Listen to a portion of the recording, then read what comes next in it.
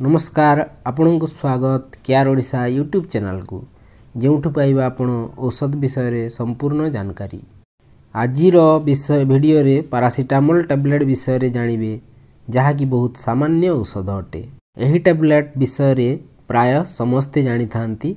किछि विषय रे मु बतेइबी जहाँ आपणक पई नुआ हबो। वीडियोटी को पूरा देखिबे जेउथिरे की पैरासिटामोल विषय रे संपूर्ण तथ्य आपणको मिली पारिबो। एही वीडियो रे मु बतेइबी प्रेग्नेंसी बा गर्भवती महिला पैरासिटामोल टैबलेट खाई पारिबे कि नहीं, स्तन्यपान कराउथिबा महिला पैरासिटामोल टैबलेट खाई पारिबे कि नहीं, एवं जेउ व्यक्ति अल्कोहल नउथबे से माने खाइले कोन हबो, कोन सुविधा असुविधा से विषय रे बतेइबी। आउ यार वार्निंग कंट्रा इंडिकेशन बतेइबी जहाँ या संगे रखिबा जरूरी अटे एवं केउ व्यक्ति एही मेडिसिन खाई पारिबे नहीं। तो यही सब विषय रे जानिबा पई वीडियोटी को पूरा देखंतु जहाँ द्वारा आपन को संपूर्ण जानकारी मिली पारिबो। वीडियो को लाइक एवं चैनल को सब्सक्राइब करि देबे। पैरासिटामोल हेउछि गोटिए NSAID क्लास रो औषध जहाँ को non steroidal anti inflammatory drug कहा जाय थाए। यह एंटीपायरेटिक, एनाल्जेसिक तथा माइल्ड एंटी इन्फ्लेमेटरी ड्रग्स अटे।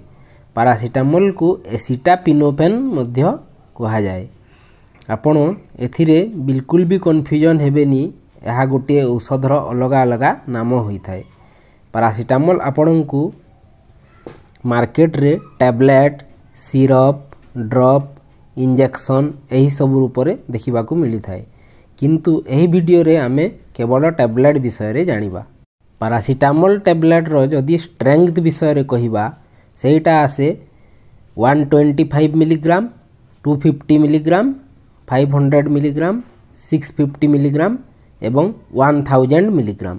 एवं आपण जानती पैरासिटामोल टैबलेट विभिन्न जेनेरिक नाम रे मेडिसिन स्टोर रे उपलब्ध होई थाए एवं यार किछि ब्रांड नेम रे भी पैरासिटामोल टैबलेट आसी थाए।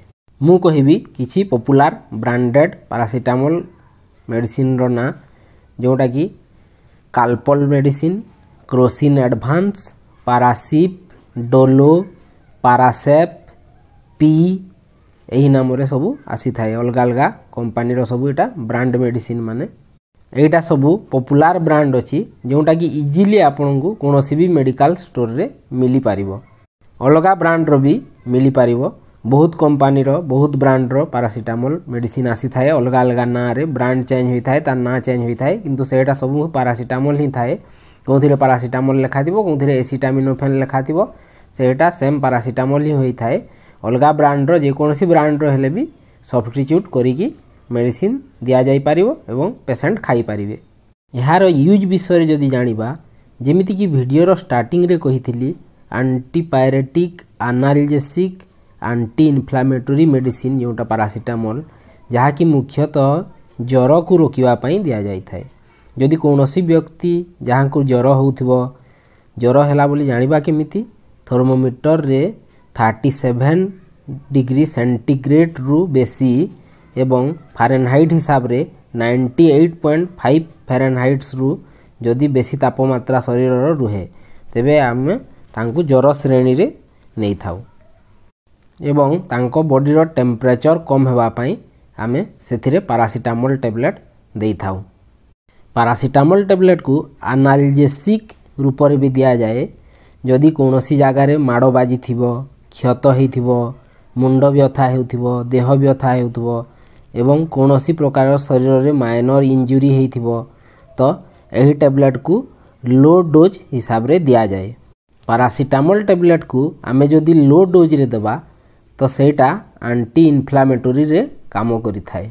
सेथि पई आपण देखिथिबे जोटा कि पैरासिटामोल साथी रे कॉम्बिनेशन हेकी किछिटा मेडिसिन आसी थाए, जेमिति aceclofenac with paracetamol, diclofenac with paracetamol, ibuprofen with paracetamol एही सबु विभिन्न विभिन्न मेडिसिन सांगरे पैरासिटामोल मिक्स हेकी आसी थाए एवं सेइथिरे मुख्यतः पैरासिटामोल रो पावर कम दिया जाय थाए। 325 मिलीग्राम पैरासिटामोल सेथिरे ऐड होई थाए। यार कारण हेउछि कम डोज रो पैरासिटामोल एंटी इन्फ्लेमेटरी रो काम करि थाए। ओभरऑल जदि देखिबा आमे पेशेंट को ज्वर हेले दरज हेले बॉडी पेन हेले कोनोसी जगह माड़ बाजी की फुली जाएगी जदि क्षत हो कि पेन होथिले सही सबुरे आमे पैरासिटामोल टैबलेट को देई परिबा। यूज जानि सारी पला परे आमे जानिबा डोजेस विषय रे केते मात्रा रे यहा दिया जाई परिबो जहा कि प्रत्येक मेडिसिन डिजीज रो सिवियरिटी एवं पेशेंट रो कंडीशन उपरे निर्भर करि थाए।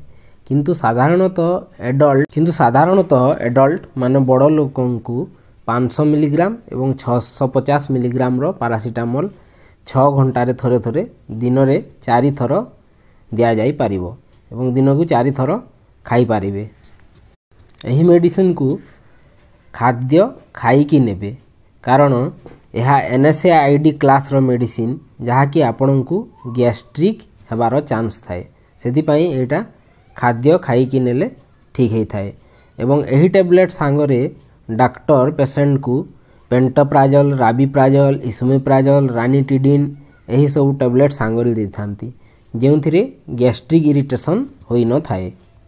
एवं आपण जेमिति थंबनेल रे भी देखिथिबे बहुत सुरक्षित मेडिसिन पैरासिटामोल सेथिपाई याकू प्रेगनेंसी माने गर्भवती को भी दिया जाय थाए किछि भी प्रॉब्लम हुएनी एवं स्तन्यपान कराउथिबा महिला मानन को भी दिया जाय परिबो एही कारण रु याकू सेफेस्ट मेडिसिन कैटेगरी रे रखा जाए।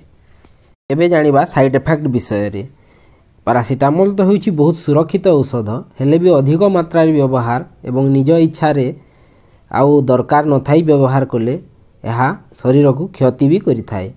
जेमिति कॉमन साइड इफेक्ट देखा जाय थाए किछि किछि पेशेंट करो जेमिति गैस्ट्रिक इरिटेशन होई थाए ब्लोटिंग पेट फुलिबा गैस्ट्रिक हेबा एब्डोमिनल पेन होई थाए पेट दरज हेबा nausea vomiting skin rashes skin रे छोट छोट लाल लाल देखा जिबा इचिंग स्किन कुंडई हेबा एवं एडिमा जेमिति कि जीभ मुह गाल आखि ए सब फुली जिबा डिजीनेस एही सब आ तापर श्वास नबारे आपन को प्रॉब्लम ए सब लक्षण किछि किछि पेशेंट करो अनुभव होई थाए। यदि ए सब लक्षण आपन को यदि पैरासिटामोल लेके देखा गले तुरंत डाक्टरों को परामर्श करिवे एवं डाक्टरों को अनुसार मेडिसिन खाइबे। एही वीडियो रे लास्ट रे जानिबा केउ प्रकार रोगी मानंकु पैरासिटामोल दिया जाई पारिबो नाही। जदि कोनोसी व्यक्ति को NSAID ड्रग रे इन्फेक्शन हो थाए बा एलर्जी होथिबो किडनी प्रॉब्लम जहार थिबो लिवर प्रॉब्लम जहार थिबो आउ रिसेंटली जे हार्ट सर्जरी होइथिबो जहांकर एवं जे माने अल्कोहलिक एडिक्ट थिबे बेसी मात्रा रे अल्कोहल व्यवहार करूथिबे सेमानंकु एही औषध दिया जाई पारिबो नाही। एवं एही सबुथिरे जदि आपण जड़ित थांती ताहले डॉक्टरों को निश्चित बतेइबे कहीं ना डॉक्टर से हिसाब रे आपन को ता जगह रे अलगा मेडिसिन आपन को देई पारिबे। तो एहीटा थिला पैरासिटामोल टैबलेट विषय रे संपूर्ण जानकारी आपन को बहुत छोटिया इनफॉरमेशन टे देइछि पैरासिटामोल विषय रे। जदि आपन को वीडियोटी पसंद आसीथिबो ताहले वीडियोटी को लाइक करि देबे एवं चैनल को सब्सक्राइब करि देबे एवं फ्रेंड मानक सहित वीडियो को शेयर करि देबे। धन्यवाद।